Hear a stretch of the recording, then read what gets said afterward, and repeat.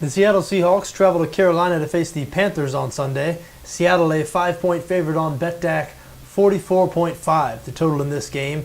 Seahawks in a little bit of a crisis right now. They've dropped 2 straight games. Of course, the Percy Harvin trade last week.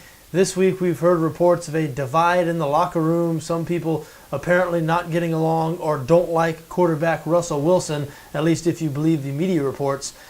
Not sure what to make of all that. Just last season, of course, Seattle winning the Super Bowl.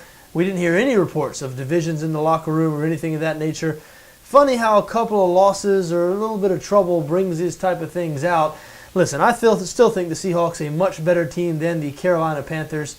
I know the Panthers have won 3 games this season, but it's their 3 losses that have been more concerning. Each one of their 3 losses has come by 18 points or more, including last week when they were handled by the Green Bay Packers. Problem with Carolina is the strength of their team, supposedly their defense, just has been horrid lately. Carolina, 27th in yards allowed, 29th in points allowed. So at some point, I guess, we have to stop calling the defense the strength of this Carolina team. I guess we've reached that point. We're into the middle now of the 2014 season.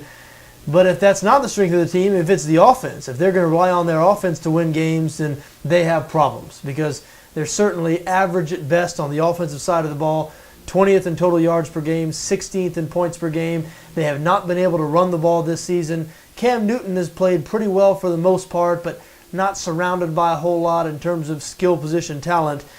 And the Seahawks, even though they haven't been as good defensively as they were last season, still very good on that side of the ball. 7th in total defense, top 5 against the run. So they're going to force Cam Newton to beat them in this game. I just don't believe Newton is going to be able to do so.